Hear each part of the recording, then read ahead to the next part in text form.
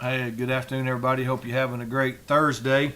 We're back. We made it every Tuesday, Wednesday, Thursday, right? Yes. 3 days in a row. So we're That's gonna be unusual for us. yeah. It's Lately.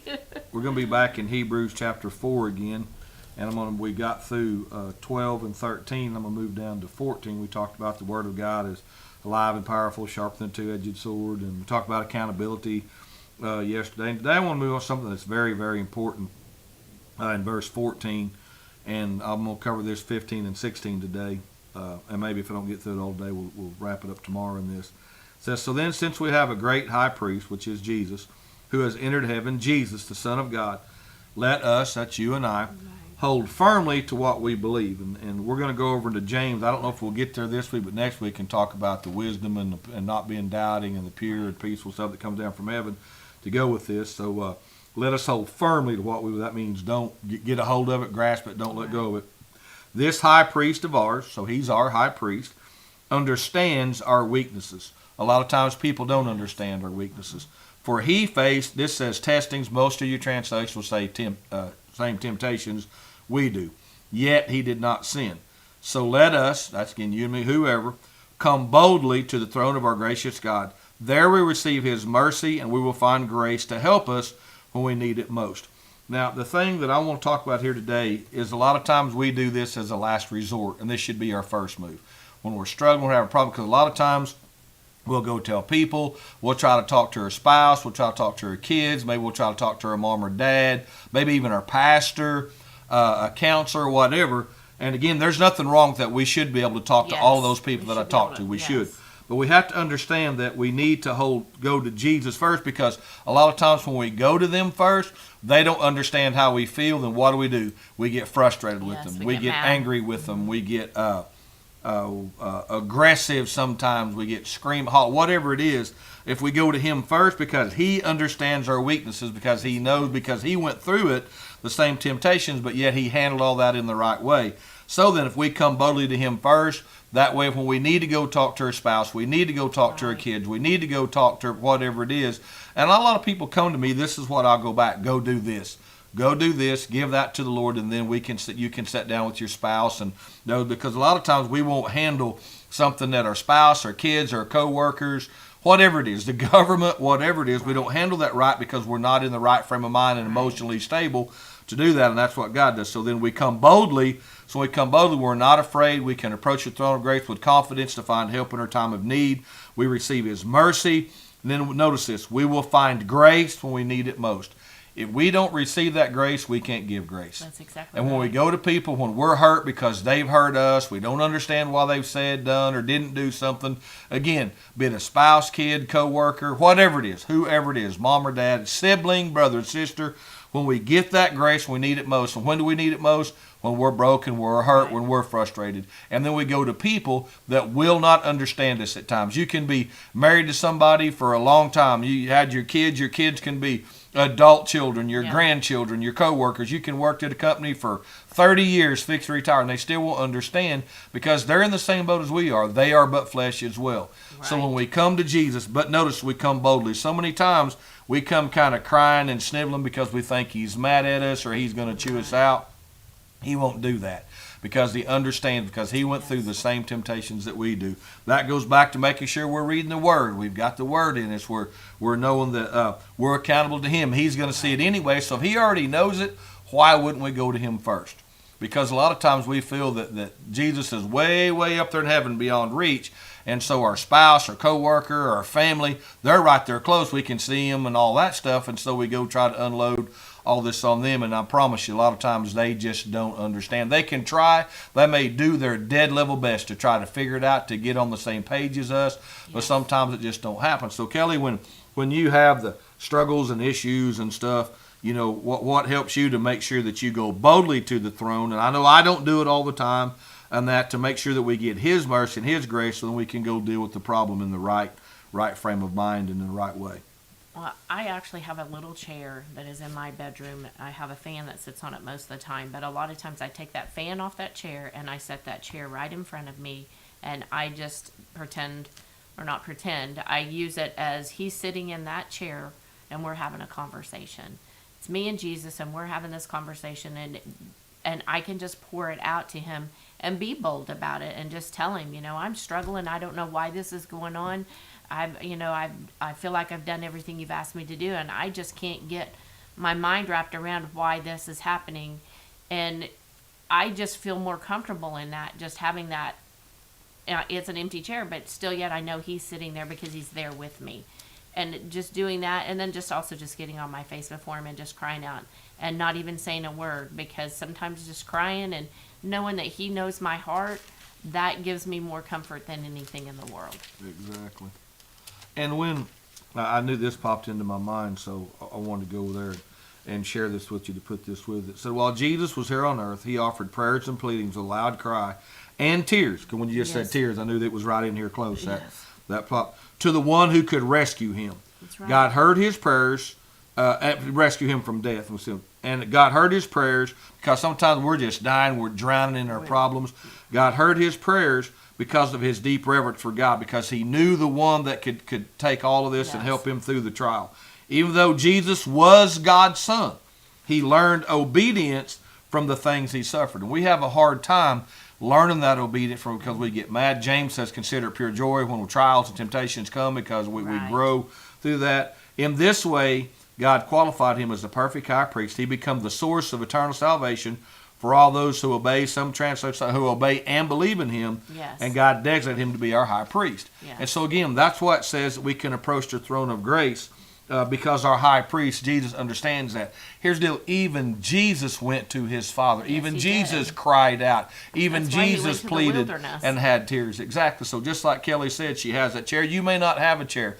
I don't have that place no more because it's sold. I was on the ranch. There's a place up north, on one of our places up north down Lagoon Creek. I didn't have no phone reception there. A lot of times, I'd ride my horse there, step off and get down and pray. And I just lay out on that big old dead tree and cry my heart out to God, and then meet God there and stuff, and approach that throne of grace to find the grace I needed, where I could then go share that, because I can't love my neighbor as myself if I don't love myself. I can't show grace to my neighbor if I haven't got grace. I can't be merciful if I receive God's mercy. So that's what this is talking about. And so many times people will turn to a drug. They'll turn to a bottle. They'll turn to food. Honestly, a lot of times I was stressed, I ate honey buns. It was a comfort food to me. I liked them, and I ate them even when I wasn't stressed, but just that was an everyday habit. I did, but a lot of times we will turn to something. I promise you, everybody turn. It may be turning to your anger.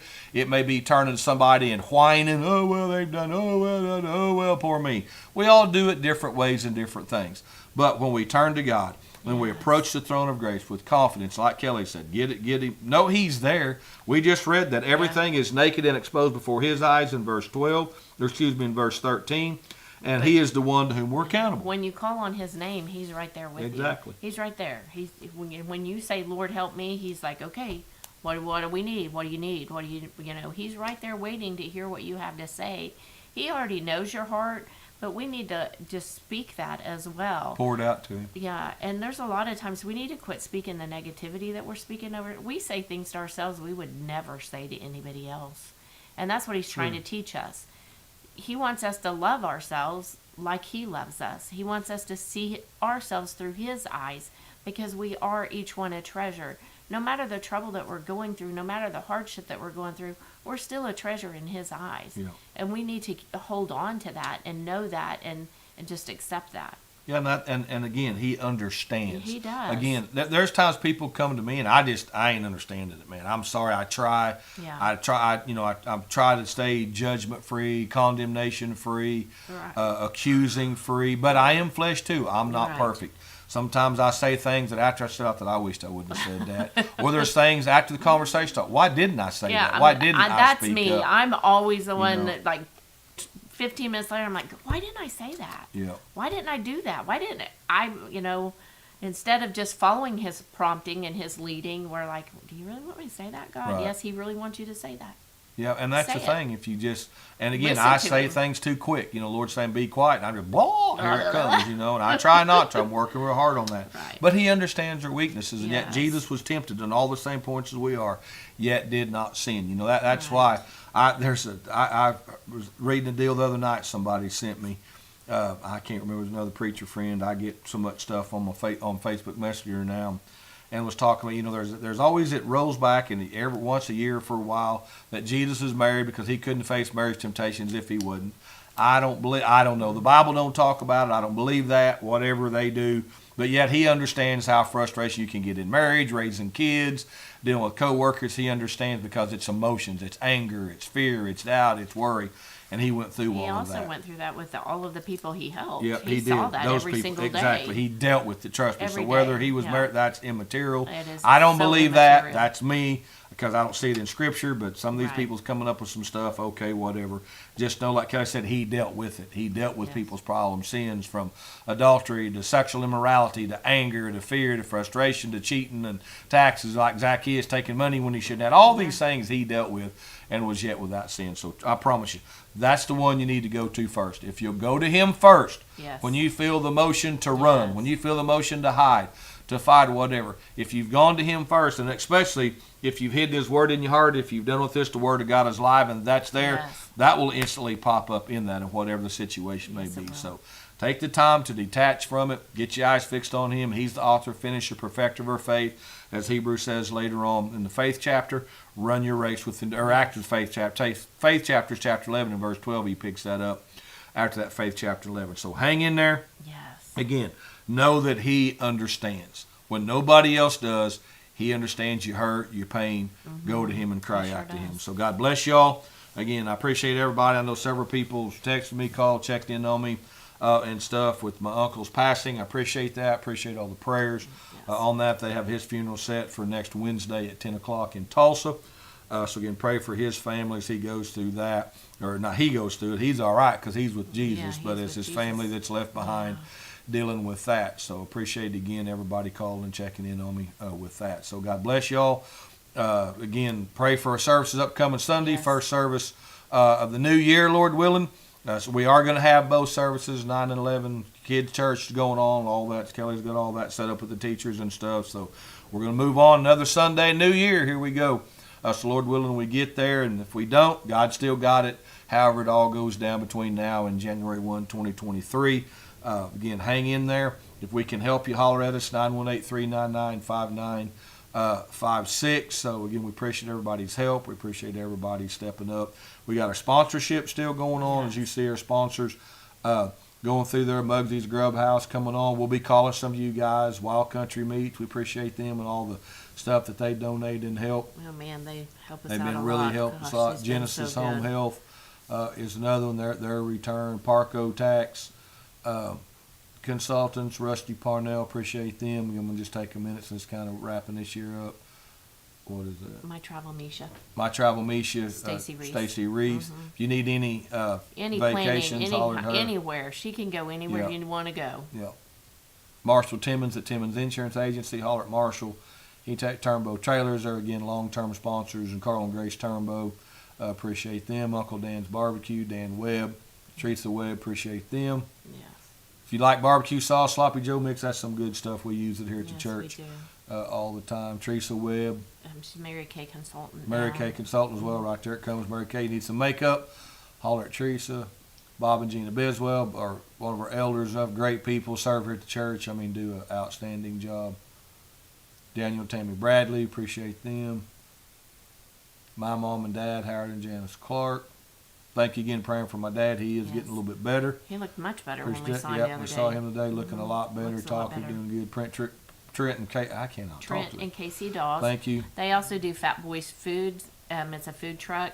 If you ever see that anywhere, you go get the brisket tacos, and I promise you will not be Yeah, disappointed. they've come and did the meat for what did they do? He cooked for on what? Last deal we did, it was good. I don't remember what that was. They come down. He did the auction, Yeah, the auction. Thank Gordon D. Kennard, Kim Morris, and Don and Sheila Ferris. before Donna Sheila that. Ferris. Yeah, I thank them. Nicole, appreciate her. Greg and Becky Hewitt. Again, these are all returned. Leonard and Debbie Spencer. Thank you guys. Leonard's here serving. Debbie, the kid, they do a great job. Yes. Appreciate them. What's that say? The Watkins family. Watkins family. Appreciate them. So thank you. You want to come on as a sponsor? Yes, please Again, do. we just kind of set it at $25 a month or $300. If you want to give more or less, I promise you we'll take it, whatever it Yes, is. You do what we you will. feel led to do. You can do more than that or less than that. holler at us, let us know, and we would love to get you on board as a sponsor. That helps us get different lighting, cameras. We need a different microphone and some stuff. We try to make this self-sustaining so we don't have to pull it out of the church budget and some other areas that we do on that. So we appreciate all our sponsors. Without you, it didn't make it possible. Like Kelly said, I believe yesterday we want to try to get on our podcast, but we need a little bit of different deal and stuff to make that better. Not that we couldn't do it here, but we want to try to update that and have a little better graphic stuff on that. So Doug comes in extra on that to work with us and stuff, and he's swamped as well with the praise team and just keeping the everyday church stuff online. Right. So we appreciate Doug Hart mentioning on that. So God bless y'all. Hang in there. Again, our number is 918-399-5956. Holler at us. Again, if you need some food, Kelly was over there. I was tied up this morning and got here a little bit late. She was over unboxing stuff. We've had a lot of food come in. Yes, we have. So if you know of somebody that needs some food, holler at us. We can help, especially canned good type stuff. We've got a lot of that stuff on. We have a lot of stuff. In that. So thank you guys for sending all that to us. We asked for it and put out a list, and we got all that ball of stuff back. So thank you for that. We'll never turn it away. No. If you want to bring something food, by, bring it. it. We've got room. We can use it. We got good shelving over there. Billy and I think Leonard helped. Bill Spade was here one day helping some time back, putting all that up. So thank you guys for all the help on that. So we still got some folks sick. They're getting better. Pray for them. That we get that back. I'm not aware of anybody in the hospital or you at this time that we've got. I think everybody is back home. So pray for them. Even if you don't know, Lord knows who they are. Right. So lift them up and pray for them. So God bless you. Remember, it's faith over fear and Christ over crisis, and you can remain calm in the chaos.